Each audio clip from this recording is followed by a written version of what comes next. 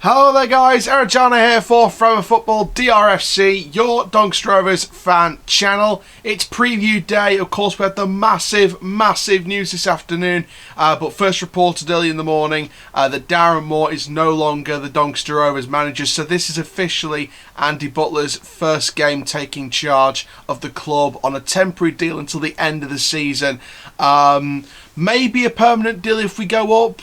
Maybe Butler gets it on a permanent, but I think with Doncaster Bells he's managing, I really don't see Butler becoming permanent manager. Maybe he becomes a coach or assistant manager, but you know, I don't really see him becoming permanent manager no matter how well we do.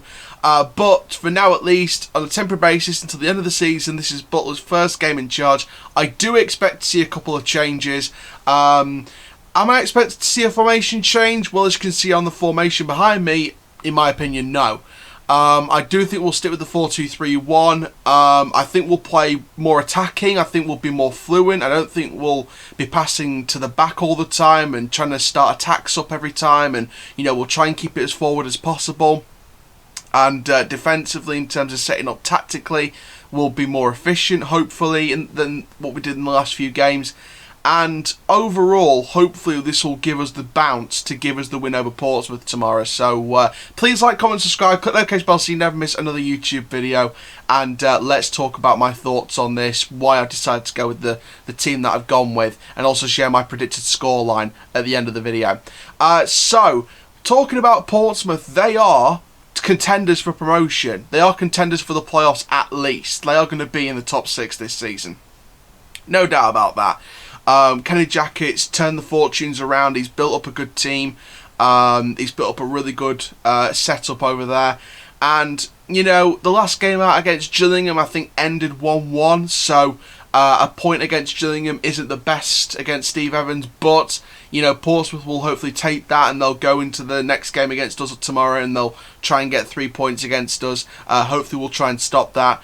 But Portsmouth have some decent players to look out for. They showed some decent spells in the first fixture against us, and of course we got that one goal to go away from Fratton Park with a 1-0 win, and it was that sweet strike for Reece James. So we're going to see deja vu with Reece James, we don't know, but I think it's going to be very interesting. So let's have a look at my predicted team. As you could see, there are a couple of changes from the starting lineup, of course, and you'll notice the differences already. So in goal, Ellery Balcombe, no surprises there. Defensive back four of Halliday, Anderson, Wright and James. Again, no surprises there. Bostock and Robertson. I've gone with Robertson. I didn't think Smith had a very good game. It wasn't his best performance against Ipswich on Saturday. So I do expect to see Matt Smith on the bench for this one, or be on the bench for this particular one. And I want to see Scott Robertson start, get 60, 70, 80 minutes. Because I think he deserves it.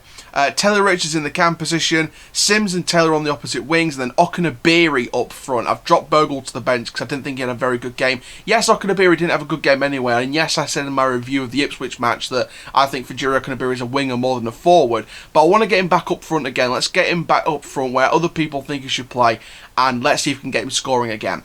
Then on the bench, Jones, John, Smith, Gomez, Coppinger, Aquilo and Bogle. No surprises on the bench there. Does Seaman come into the bench instead of Gomez? Maybe, but we don't know that for sure. We know Butler's had his first training session as the manager today, and hopefully he's fired the lads up. He's got them working like clockwork, grinding the gears in the training room and the training pitch, and we'll hopefully see them put out a performance tomorrow night. So yeah, that's the sort of logic behind this team. Like I said, the formation in my opinion won't change. However, I do feel like a couple of personnel will change. Bogle needs a break, so does Smith, and I think Robertson deserves a start, and I think Okunabiri needs to be back up front. Taylor, it was a bit risky starting him, because I know a lot of people prefer Jason Aquilo to John Taylor, but in my opinion, I'd go with Taylor anyway. But if he does put in another shocker, you know, we're looking at probably a half-time change for Aquilo coming on. And that's the big thing, that's the big difference between Darren Moore and what Andy Butler could do. Substitutions. Make the right changes.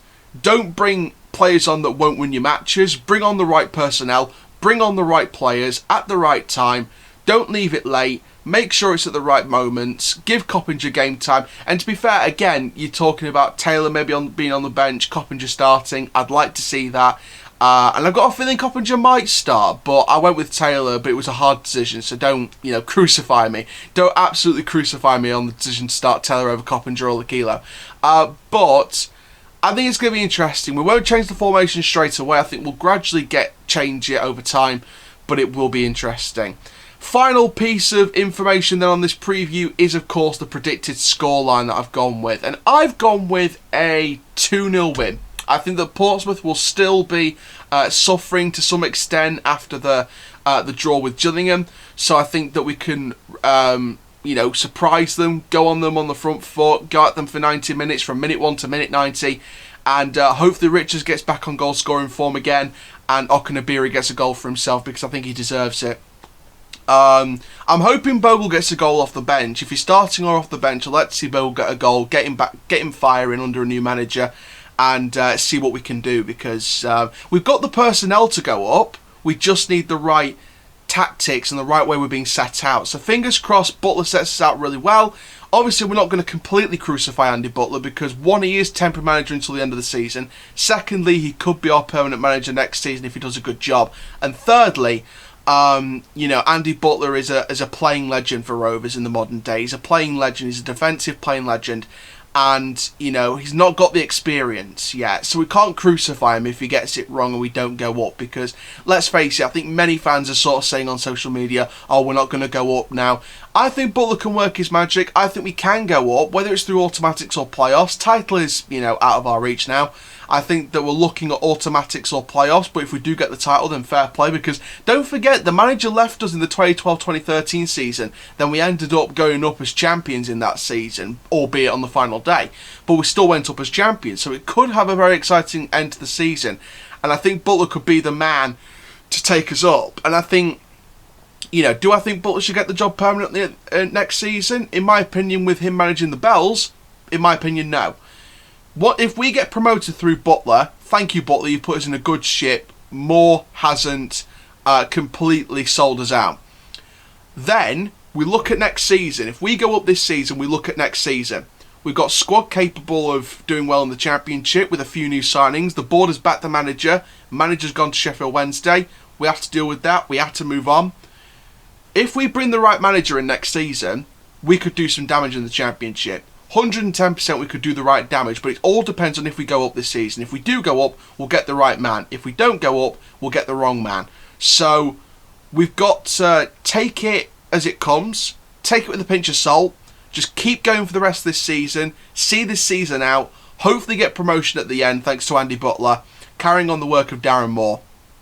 And hopefully next season, we go into next season with optimism, pre-season matches, friendlies, some transfers, sort out the contracts, and get a proper manager in. Now, I know I've said on the video today a lot of different names: Danny Cowley, Paul Cook. I've seen some stuff recently that apparently on Wednesday, Middlesbrough chairman's going to talk to Neil Warnock about his future. Would you want to see Neil Warnock managing Rovers? Comment down below if you want to see Neil Warnock in the club. I don't want Paul Lambert. I personally don't want Nigel Atkins. I don't want Phil Parkinson, in my opinion. We need an attacking manager. We need someone that's got an attacking philosophy. A Danny Cowley, Uwe Rosler, the Fortuna Dusseldorf manager, Neil Warnock if he's going. We need that attacking manager. So, but for now at least, Butler's steering us to the end of the season, and hopefully Butler does a good job. But thank you very much, guys, for watching this match preview. Stay tuned tomorrow night for the match review. And for now, guys, my name is Chandler from Forever Football, Dear FC. Keep living the Rovers life, and that, my friends, is full time. Rovers slide die. Come on, Rovers. Don't let the manager go and drop your heads. Let's get 3 points against Portsmouth, and let's do the double over the Pompey army. Rovers still alive!